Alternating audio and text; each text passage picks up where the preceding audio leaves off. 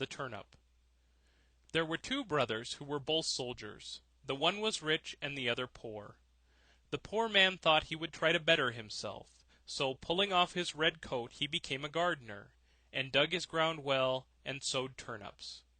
When the seed came up, there was one plant bigger than all the rest, and it kept getting larger and larger, and seemed as if it would never cease growing, so that it might have been called the Prince of Turnips, for there was never such one seen before, and never will again. At last it was so big that it filled a cart, and 2 oxen could hardly draw it, and the gardener knew not what in the world to do with it, nor whether it would be a blessing or a curse to him. One day he said to himself, "What shall I do with it? If I sell it, it will bring no more than another, and for eating the little turnips are better than this. The best thing perhaps is to carry it and give it away to the king as a mark of respect." Then he yoked up his ox, and drew the turnip to the court, and gave it to the king. "What a wonderful thing!" said the king. "I have seen many strange things, but such a monster as this I never saw. Where did you get the seed, or is it only your good luck? If so, you are truly a child of fortune." "Ah, no," answered the gardener, "I am no child of fortune. I am a poor soldier who never could get enough to live upon, so I laid aside my red coat and set to work tilling the ground. I have a brother who is rich, and your majesty knows him well, and all the world knows him, but because I am poor, everybody forgets me." The king took pity on him, and said, "You shall be poor no longer. I will give you so much that you shall be even richer than your brother." Then he gave him gold and lands and flocks, and made him so rich that his brother's fortune could not be compared with his. When the brother heard of all this, and how the turnip had made the gardener so rich, he envied him sorely, and bethought himself how he could contrive to get the same good fortune for himself. However, he determined to manage more cleverly than his brother, and got together a rich present of gold and fine horses for the king, and thought he must have a much larger gift in return, for if his brother had received so much for only a turnip, what must his present be worth? The king took the gift very graciously, and said he knew not what to give in return more valuable and wonderful than the great turnip. So the soldier was forced to put it into a cart and drag it home with himself. When he reached home, he knew not upon whom to vent his rage and spite. At length wicked thoughts came into his head, and he resolved to kill his brother. So he hired some villains to murder him, and having shown them where to lie in ambush, he went to his brother and said, "Dear brother, I have found a hidden treasure. Let us go and dig it up and share it between us." The other had no suspicions of his roguery, so they went out together, and as they were traveling along, the murderers rushed out upon him, bound him, and were going to hang him on a tree.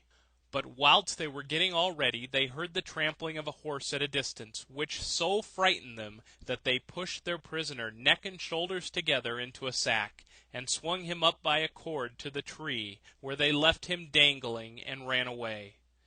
Meantime he worked and worked away, till he made a hole large enough to put out his head. When the horseman came up, he proved to be a student, a merry fellow, who was journeying along on his nag, and singing as he went.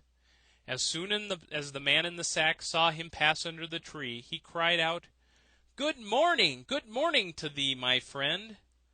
The student looked about everywhere, and seeing no one, and knowing not where the voice came from, cried out, "Who calls me?" Then the man in the tree answered, "Lift up thine eyes, for behold, here I sit in the sack of wisdom. Here have I in a short time learned great and wondrous things. Compared to this seat, all the learning of the schools is as empty air. A little longer, and I shall know all that man can know, and shall come forth wiser than the wisest of mankind. Here I discern the sights and motions of the heavens and the stars, the laws that control the wind, the numbers of sands on the seashore, the healing of the sick, the virtues of all simples, of birds and of precious stones. Wert thou but once here, my friend, thou wouldst feel thine own power of knowledge." The student listened to all this, and wondered much. At last he said, "Blessed be the day and hour when I found you! Cannot you contrive to let me into the sack for a little while?" Then the other answered, as if very unwilling, "A little space I may allow thee to sit here, if thou wilt reward me and entreat me kindly.